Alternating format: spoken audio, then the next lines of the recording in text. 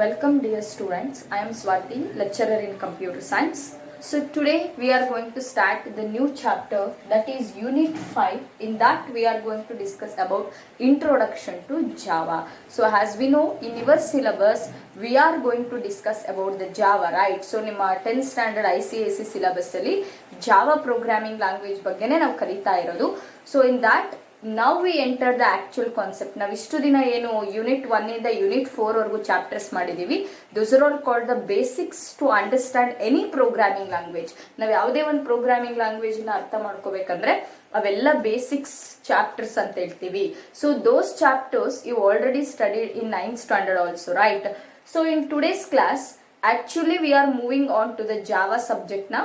So that is called as introduction to the Java. So when you consider this Java language, very important point you must remember is Java language is one of the object oriented programming language. So Java is based upon the object oriented methodology. That means it consists of a data members and member functions. Now object oriented ಅಂತ ತಕ್ಷಣ ನಿಮಗೆ ನೆನಪಾಗಬೇಕು, it is a object oriented language means it has a data members and also the member functions. First chapter ಓದಿದೀವಿ ನಾವು, right? And the first point you must remember is the Java is one of the object oriented programming language ಅಂತ ಹೇಳ್ತೀವಿ. And when you consider the Java, it is developed by, so who developed Java ಕೇಳ್ತಾರೆ ಒಂದು ಮಾರ್ಕಲ್ಲಿ. The Java is developed by, so James Gosling associated with, so along with the James Gosling there is a company called as, it is one of the software company that is called as Sun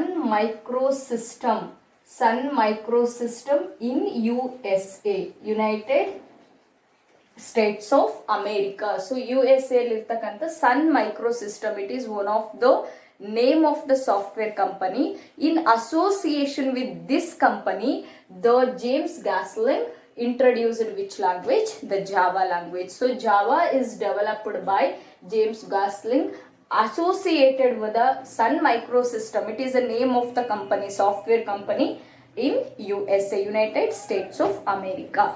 And when you consider this, initially the name of the Java language is, the Java language ಗೆ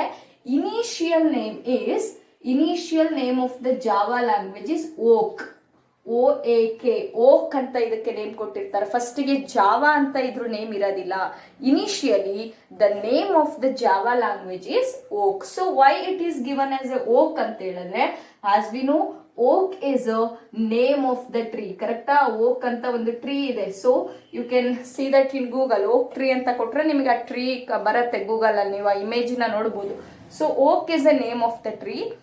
this tree is present outside the Gosling's office. So ಈ tree Gosling's ಆಫೀಸಿನ ಹೊರಗಡೆ ಇತ್ತು.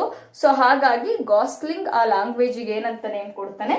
Oak ಅಂತ name ಅನ್ನು ಕೊಡ್ತಾನೆ. So oak is the initial name of the Java language which is given by the James Gosling ಅಂತ ಹೇಳ್ತೀವಿ. And when you consider this oak name, this oak name is available or it is used only for the several hours. So ಈ oak ಅನ್ನೋ name ತುಂಬಾ ದಿನ use ಮಾಡಲಿಲ್ಲ. This name given for the Java language called Oak is used only for a several hours or several days. few hours ಅಂತಾನು ಕರಿತೀವಿ. several hours. So ಹಂಗಾದ್ರೆ ಈ oak ಅನ್ನೋ ನೇಮನ್ನ ಎಲ್ಲಿವರೆಗೂ ಯೂಸ್ ಮಾಡಿದ್ರು ಅಂತ ಹೇಳಿದ್ರೆ, until the development team identifies that. So ಒಂದು ಯಾವುದೇ ಒಂದು ಪ್ರೋಗ್ರಾಮಿಂಗ್ ಲ್ಯಾಂಗ್ವೇಜ್ ನ ಇಂಟ್ರೊಡ್ಯೂಸ್ ಮಾಡಬೇಕಾದ್ರೆ ಒಂದು ಗ್ರೂಪ್ ಇರುತ್ತೆ. ಸೊ ಅದಕ್ಕೆ ಬೇಕಾಗಿರ್ತಕ್ಕಂಥ ರಿಸೋರ್ಸಸ್ ಅನ್ನ ಪ್ರೊವೈಡ್ ಮಾಡುವಂತ ಟೀಮ್ ಅನ್ನ ನಾವೇನಂತ ಕರಿತೀವಿ? ಡೆವಲಪ್ಮೆಂಟ್ ಟೀಮ್ ಅಂತ ಹೇಳ್ತೀವಿ. This development team recognises that this oak is a name of another language. ಈ ಓಕ್ ಅನ್ನೋ ಹೆಸರನ್ನ ಆಲ್ರೆಡಿ ಬೇರೆ ಲ್ಯಾಂಗ್ವೇಜ್ಗೆ ಕೊಟ್ಬಿಟ್ಟಿದ್ದಾರೆ. It is a name of the other language.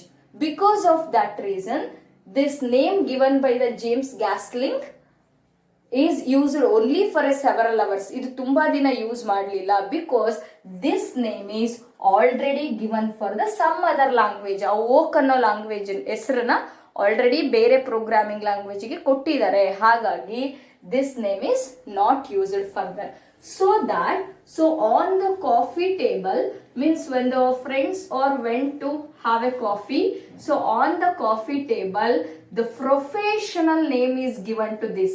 ಈ ಒಂದು ಲ್ಯಾಂಗ್ವೇಜಿಗೆ ಓಕ್ ಅಂತ ಫಸ್ಟಿಗೆ ಇಟ್ಟಿರ್ತಾರಲ್ಲ, ಅದಕ್ಕೆ ಒಂದು ಪ್ರೊಫೆಷನಲ್ ನೇಮ್ ಅನ್ನ ಕೊಡ್ತಾರೆ. That is called as Java. Professional name ಏನು? ಜಾವಾ ಅಂತ ಕರಿತೀವಿ. ಅದಕ್ಕೆ ನೋಡಿ, ಜಾವಾ ಅಂತ ನೀವು ಪ್ರೋಗ್ರಾಮಿಂಗ್ ಲ್ಯಾಂಗ್ವೇಜ್ ನ ಹೆಸರು ನೋಡಿದಾಗ ಅಲ್ಲಿ ಕಾಫಿ ಕಪ್ಪಿಂದು ಈ ತರ ಸಿಂಬಲ್ ಇರತ್ತೆ. ಸೊ ಅದ್ರ ಕೆಳಗಡೆ ಜಾವಾ ಅಂತ ಕೊಟ್ಟಿರ್ತಾರೆ.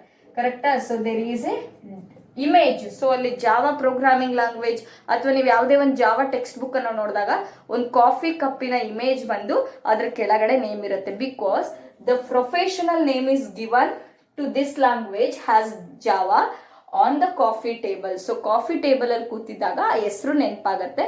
ಹಾಗಾಗಿ ಜಾವಾ ಅನ್ನೋ ನೇಮನ್ನ ಕೊಡ್ತಾರೆ. ಅಂಡ್ ದಿಸ್ ಜಾವಾ ಲ್ಯಾಂಗ್ವೇಜ್ ಏನಿದೆ, this Java language initially used for web designing by the users. ಈ ಜಾವಾ ಲ್ಯಾಂಗ್ವೇಜ್ ನ ತುಂಬಾ ಯಾವ ಪರ್ಪಸ್ ಯೂಸ್ ಮಾಡ್ತಿರ್ತಾರೆ ಅಂದ್ರೆ ವೆಬ್ ಡಿಸೈನಿಂಗ್. ನಾವೇನೀಗ ಇಂಟರ್ನೆಟ್ ಅಲ್ಲಿ ವೆಬ್ ಪೇಜಸ್ ನ ನೋಡ್ತೀವಲ್ಲ, ಆ ವೆಬ್ ಡಿಸೈನಿಂಗ್ ನ ಮಾಡಕ್ಕೆ, ವೆಬ್ ಪೇಜಸ್ ನ ಡೆವಲಪ್ ಮಾಡಕ್ಕೆ ಈ ಜಾವಾ ಲ್ಯಾಂಗ್ವೇಜ್ ನ ಯೂಸ್ ಮಾಡ್ತಾ ಇರ್ತಾರೆ. ವೆಬ್ ಪೇಜಸ್ ಫಾರ್ ಎಕ್ಸಾಂಪಲ್, ನೀವು www.gmail.com ಅಂತ ಕೊಡ್ತೀರಾ, ಅಲ್ಲಿ ಇಂಟರ್ನೆಟ್ ಅಲ್ಲಿ ಒಂದು ಪೇಜ್ ಓಪನ್ ಆಗುತ್ತೆ, ಅದು ವೆಬ್ ಪೇಜ್ ಅಂತ ಕರಿತೀವಿ. ಅಥವಾ ನೀವು ಯಾವುದೇ ಒಂದು ನೋಟ್ಸ್ ನ ಓಪನ್ ಮಾಡ್ತೀರಾ, ಯಾವುದೇ ಒಂದು ಫಿಲಮ್ ನ ಆಡಿಯೋಸ್ ವಿಡಿಯೋಸ್ ನ ಓಪನ್ ಮಾಡ್ತೀರಾ, those are all called web pages. Hypermedia, hypertext ಅಂತ ಹೇಳ್ತೀವಿ. ಸೊ ಅವೆಲ್ಲವನ್ನು ಡಿಸೈನ್ ಮಾಡಕ್ಕೆ ಯಾವ ಲ್ಯಾಂಗ್ವೇಜ್ ಯೂಸ್ ಮಾಡ್ತಿದ್ರು? ದಟ್ ಈಸ್ ಜಾವಾ ಲ್ಯಾಂಗ್ವೇಜ್ ನ ಯೂಸ್ ಮಾಡ್ತಿದ್ರು. Later on it is emerged as a full pledged programming language. ಆ ವೆಬ್ ಡಿಸೈನಿಂಗ್ ಅಷ್ಟೇ ಅಲ್ಲದೆ ಬೇರೆ ಬೇರೆ ಫೀಲ್ಡ್ ಅಲ್ಲೂ ಕೂಡ ಇದನ್ನ ಯೂಸ್ ಮಾಡಕ್ ಸ್ಟಾರ್ಟ್ ಮಾಡ್ತಾರೆ. Later on it becomes an full-fledged programming language in the year 1991. So in 1991 ನಲ್ಲಿ this is announced or this has become full-fledged programming language. ಇದೇನಾಗತ್ತೆ? full-fledged programming language ಆಗಿ ಎಮರ್ಜ್ ಆಗತ್ತೆ ಅಂತ ಹೇಳ್ತೀವಿ. Clear? So initially why we require the Java language? Java language is initially used for web designing purpose. But it is emerged as a full-fledged programming language, means it is used in almost all the fields, and it became more popular in the 1991, in the year 1991. And this Java language is made as a wide popularity. ಈ Java language ನ ಎಲ್ಲ ಕಡೆ use ಮಾಡಕ್ start ಮಾಡ್ತಾರೆ. It become A more popular. Wide is nothing but world wide.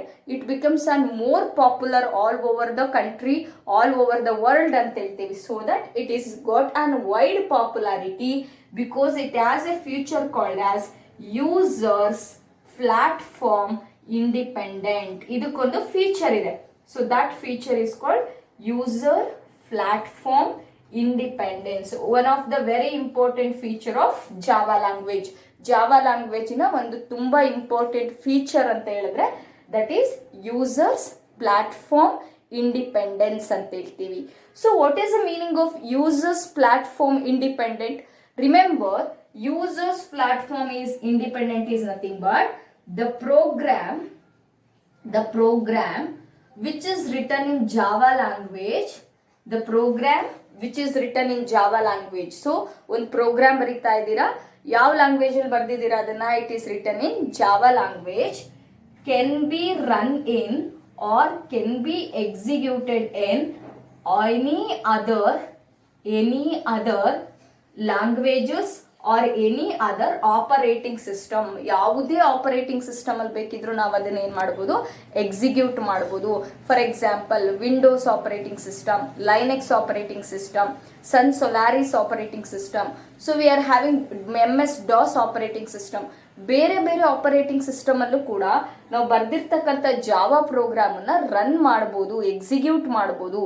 Hence it is called as platform independence. ಒಂದು ಸಲ program ಅನ್ನ ಬರೆದ್ರೆ ಸಾಕು, it can be run in different platforms. Different platforms is nothing but different machines and different operating systems. So hence it is called as users platform independent. Important question. So why the Java is called platform independence? So because the program written by using Java language is executed in any other operating systems ಅಂತ ಹೇಳ್ತೀವಿ. So this is about the introduction about the Java language. So let us recap this. Java is one of the operating system developed by James Gosling in association with Sun Microsystem. And the Java, initially the name of the Java is Oak. So Oak is the name of the tree which is present outside the Gosling office, and this Oak name is used only for the several hours because the development team identified this Oak is a name of already the other language.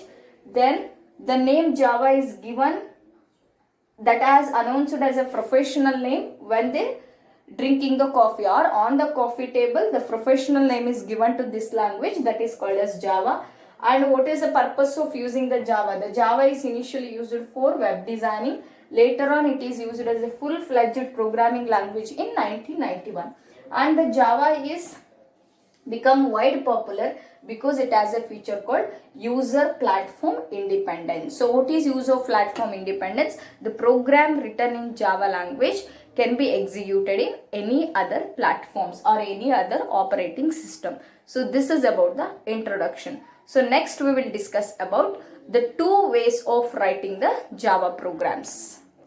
Yes, so when you consider the Java language, this Java language provides us the two ways of writing the program. So ನೀವು ಯಾವುದೇ ಒಂದು Java program ಅನ್ನ ಬರೀಬೇಕು ಅಂತ ಹೇಳಿದ್ರೆ ಎರಡು ರೀತಿಲಿ Java program ಅನ್ನ ಬರೀಬಹುದು. Two kinds of writing the Java programs ಅಂತ ಹೇಳ್ತೀವಿ. So Java languages allows us to write the programs, allows us to write what ಏನ್ ಬರೀಲಿಕ್ಕೆ allows us to write the programs in how many ways? In two ways. In two ways. In this, the first one is the application, or you may write the Java application, or it is also called as stand-alone systems. Stand-alone systems, Java applications, or it is also called as stand-alone systems. And the next one is, we call it as Java applet, or it is called as internet applet. Java applet, or it is also called as internet applet anta karitivi. So there are two ways to write the Java programs. First one is Java application or a stand-alone. Yes, there are two ways to write the programs by using the Java language. In that, first one is Java application or the stand-alone system, and second one is Java applet or the internet applet. So when you consider the Java application, so it is also called as stand-alone system anta kuda karitivi. In this method or in this Java application, the Java programs which are developed, means if you write any Java program, ನೀವು ಯಾವುದೋ ಒಂದು Java program ಅನ್ನ develop ಮಾಡಿದ್ದೀರಾ ಅಂತ ಹೇಳಿದ್ರೆ, the Java program developed by the user or the programmer. ಈ Java program ಅನ್ನ ಯಾರು ಡೆವಲಪ್ ಮಾಡ್ತಾರೆ? Programmer, or they also call it as a user. The Java programs which are developed by the user or the programmer must run on the computer. ಇವೆಲ್ಲಿ run ಆಗ್ತವೆ? These must run or these must executed. ಯಾವ Java programs? This must run on the computer without using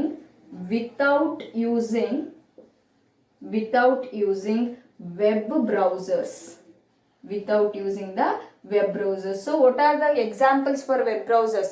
So web browsers are what we are using: Internet Explorer, Google Chrome, Opera Mini to search the information in the internet. ನಾವು internet ಅಲ್ಲಿ information ಅನ್ನ search ಮಾಡಕ್ಕೆ ಏನು use ಮಾಡ್ತೀವಲ್ಲ, so ಅದನ್ನ ಏನಂತ ಕರಿತೀವಿ ನಾವು? ವೆಬ್ ಬ್ರೌಸರ್ಸ್ ಅಂತ ಹೇಳ್ತೀವಿ. Those are called search engines. Example are Internet Explorer and Google Chrome, Opera Mini, UC browsers, those are called the web browsers. Without using the web browsers, if you run the Java program on a computer, it is called Java application anta karitivi. And when you consider the Java applet, applet is nothing but attractive features, or we may also call it as innovative features anta karitivi. And Java applet is also called as a internet applet antane heltivi. In this, the program, any program which is written by using the Java language, so yav language use ಮಾಡಿ program ಅನ್ನ ಬರ್ದಿರ್ತೀವಿ, the program written by using the Java language must be included in a web page. So what is web page? The page which is present in the website. So ನಾವು Google ಕ್ರೋಮಲ್ಲಿ ಏನು ನಾವು web ಪೇಜಸ್ಸನ್ನು ನೋಡ್ತೀವಿ, ಅಂದರೆ ಒಂದು ವೆಬ್ಸೈಟನ್ನು ನೋಡ್ತೀವಿ, ಆ website ಒಳಗಡೆ ಮತ್ತೆ ಶೀಟ್ಸ್ ಇರುತ್ತೆ, ಪೇಜಸ್ ಇರುತ್ತೆ. Those are called web pages. The page which is residing in the website is called as web page ಅಂತ ಕರಿತೀವಿ. So the programs which are written in the Java language included with a web page, and this web page consists of the pictures or the clips, ಅಂದ್ರೆ images ಆಗಿರ್ಬೋದು, audios ಆಗಿರ್ಬೋದು, videos ಆಗಿರ್ಬೋದು. So called clips. Images ಅನ್ನ pictures ಅಂತ ಕರಿತೀವಿ. In the same way as it is included with the pictures and the clips are also present here.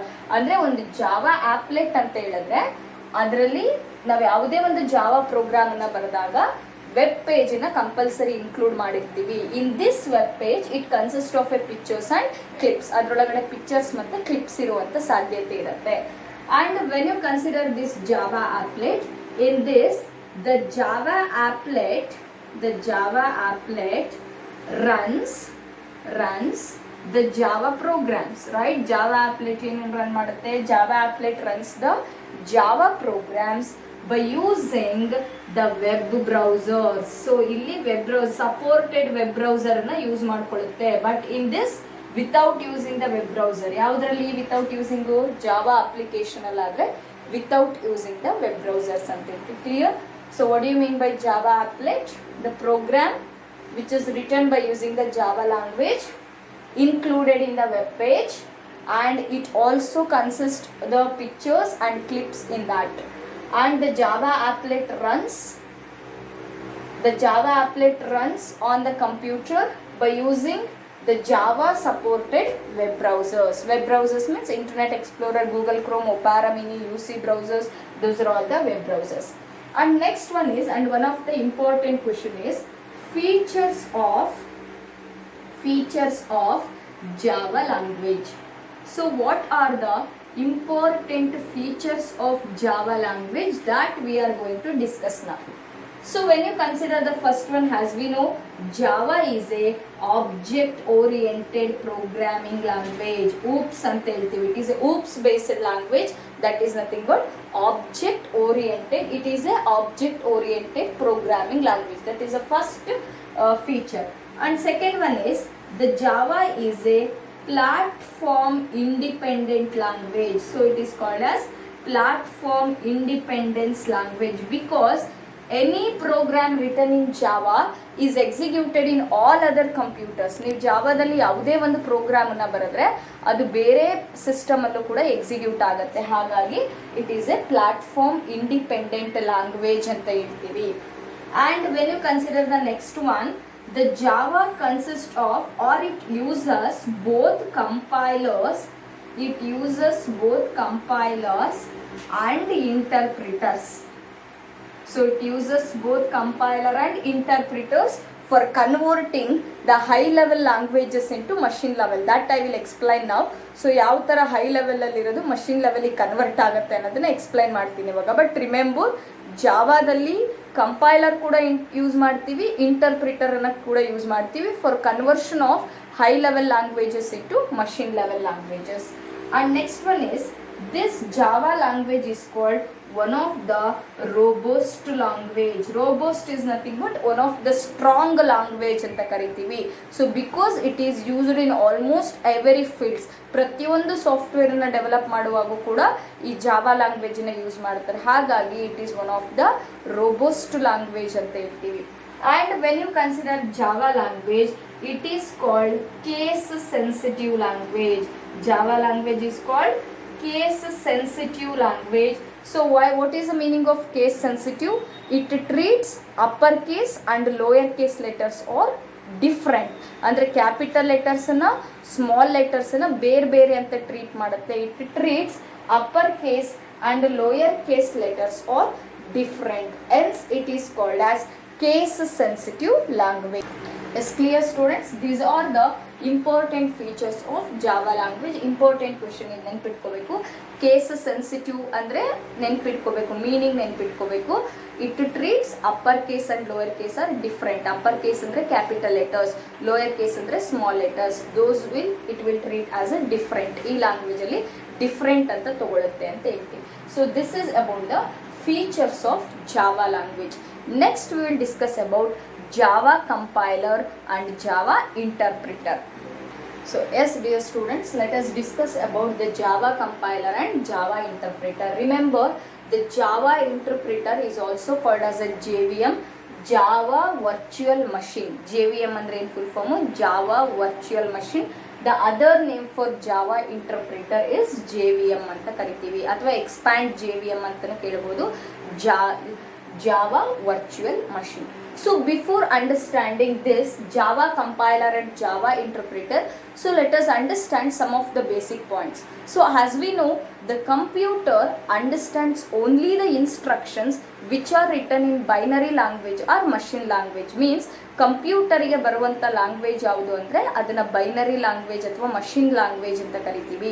It understands only that language. ಅದಕ್ಕೆ ಅರ್ಥ ಆಗುವಂಥ ಭಾಷೆ ಮಷಿನ್ ಲ್ಯಾಂಗ್ವೇಜ್ ಮಾತ್ರ. That means computer understands the instructions which are written in binary language or which are written in machine language ಅಂತ ಹೇಳ್ತೀವಿ. Clear students? The computer understands the instructions which are written in machine language, which are written in machine language or which are written in binary language. So machine language ಗೆ other name ಏನು? Binary language ಅಂತ ಹೇಳ್ತೀವಿ. So this is the only language which is understood by the computer. And when you consider the application programs what we are writing, ನಾವೇನೀಗ Java use ಮಾಡಿ, C++ use ಮಾಡಿ, C language use ಮಾಡಿ ನಾವೇನು ಪ್ರೋಗ್ರಾಮ್ಸನ್ನ ಬರೀತೀವಿ, in your syllabus we are using Java language, right? So what are all the programs we are writing by using the Java language? That is the program in high level language, because Java is an example for high level language ಅಂತ ಹೇಳ್ತೀವಿ. Because of that reason, remember the application programs that we are written in high level language must be converted into machine language. ನಾವು ಬರೀತಕ್ಕಂಥ ಪ್ರೋಗ್ರಾಮ್ಗಳು ಏನಿದಾವೆ ಅವೆಲ್ಲ high level language ಅಲ್ಲಿ ಇರ್ತವೆ. Clear?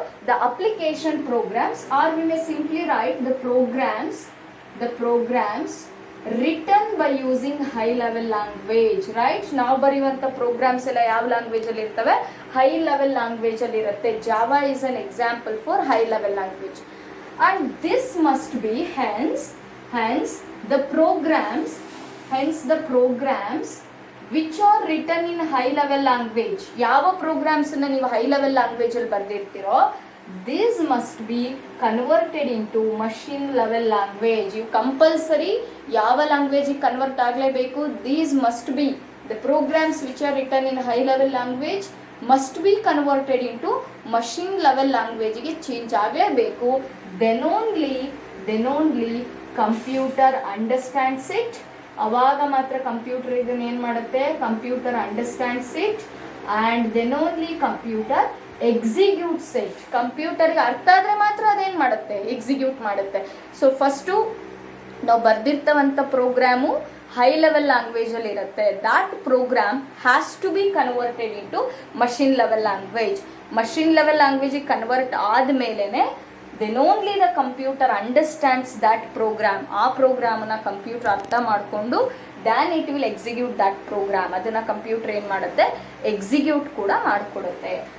And when you consider the next thing, let us understand about the Java compiler. ಹಂಗಾದ್ರೆ ಈ purpose ಅಲ್ಲಿ Java compiler ಯಾವ ತರ ವರ್ಕ್ ಮಾಡುತ್ತೆ ಅನ್ನೋದನ್ನ ಅರ್ಥ ಮಾಡ್ಕೊಳ್ಳೋಣ.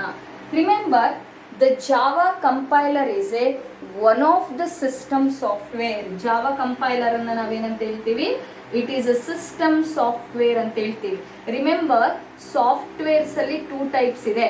ಒಂದು ಅಪ್ಲಿಕೇಶನ್ ಸಾಫ್ಟ್ವೇರ್, ಇನ್ನೊಂದು system software.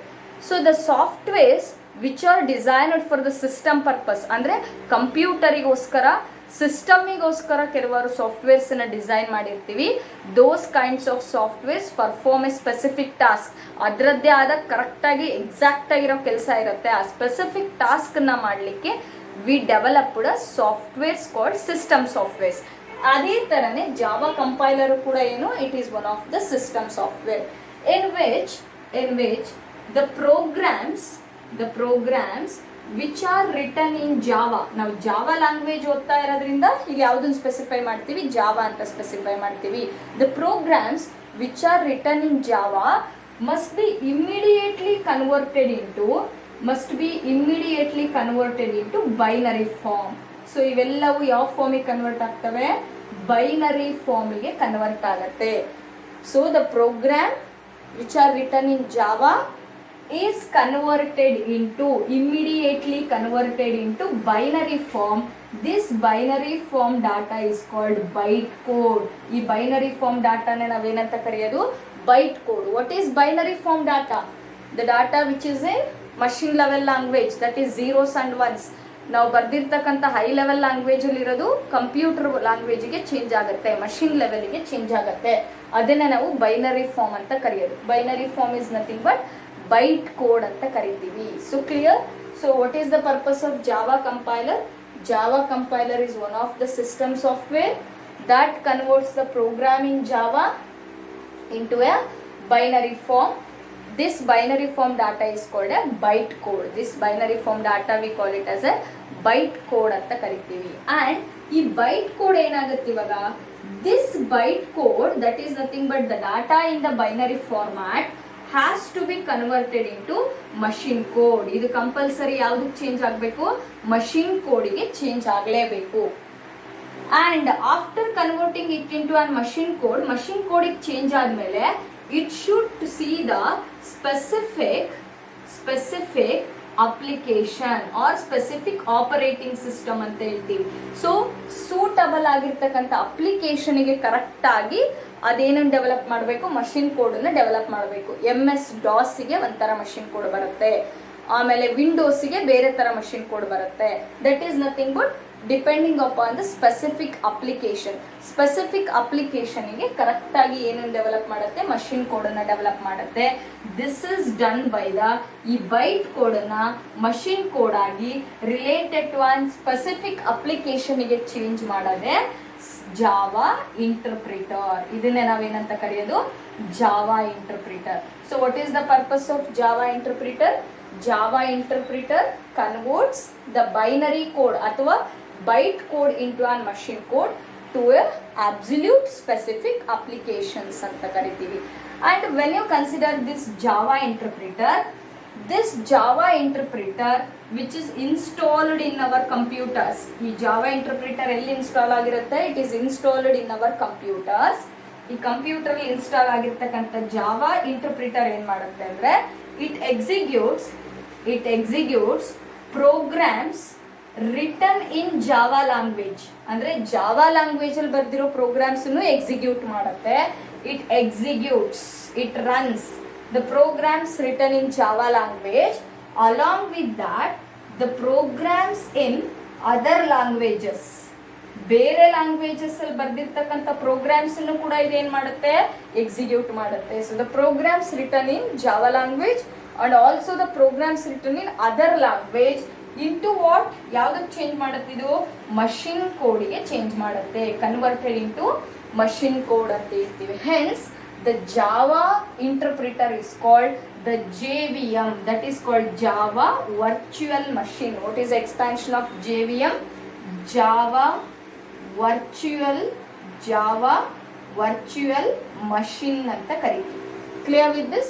So why the Java interpreter is called Java Virtual Machine? Because it executes the programs written in Java as well as the programs written in other languages into a machine code. Hence the Java interpreter is called Java Virtual Machine anta ಕರೀತೀವಿ. And when you consider the representation of this, ಇದನ್ನ ನಾವು ಡಯಾಗ್ರಾಮ್ಯಾಟಿಕಲಿ ಹೆಂಗ್ represent ಮಾಡ್ತೀವಿ ಅಂದ್ರೆ, Java source code ಅಂದ್ರೆ source code is nothing but the program in high level language, Java language ಅಲ್ಲಿ ಬರ್ದಿರೋ program ಅನ್ನ you will send this to an compiler. ಇದನ್ನ ಕಂಪೈಲರ್ಗೆ ಸೆಂಡ್ ಮಾಡ್ತೀವಿ. Then this compiler converts the program in Java into what format?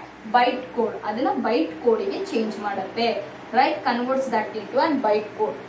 And this byte code is now inserted into an interpreter. ಈ byte code ನ ಇವಾಗ ಎಲ್ಲಿಗೆ transfer ಮಾಡ್ತೀವಿ? Java interpreter ಗೆ transfer ಆಗುತ್ತೆ. Then after transferring this bytecode into a Java interpreter ಏನ್ ಮಾಡುತ್ತೆ? It converts the bytecode into a machine code. So machine code convert ಮಾಡುವಾಗ ಸ್ಪೆಸಿಫಿಕ್ ಅಪ್ಲಿಕೇಶನ್ ಗೆ ಕನ್ವರ್ಟ್ ಮಾಡ್ತಾ ಹೋಗುತ್ತೆ. ಅಂದ್ರೆ MS DOS ಗೆ ಒಂಥರ ಮಷಿನ್ ಕೋಡು, ಅದಾದ್ಮೇಲೆ ವಿಂಡೋಸ್ ಗೆ ಬೇರೆ ತರ ಮಷಿನ್ ಕೋಡು, ಲೈನೆಕ್ಸ್ ಗೆ ಡಿಫರೆಂಟ್ ಆಗಿರೋ ಮಷಿನ್ ಕೋಡ್, ಅದೇ ತರ other operating system Sun, Solaris, Android, ಬೇರೆ ಬೇರೆ ಆಪರೇಟಿಂಗ್ ಸಿಸ್ಟಮ್ ಗೆ ಬೇರೆ ಬೇರೆ ಮಷಿನ್ ಕೋಡ್ ನ ಯಾವ್ದು ಡೆವಲಪ್ ಮಾಡ್ತಾ ಹೋಗುತ್ತೆ?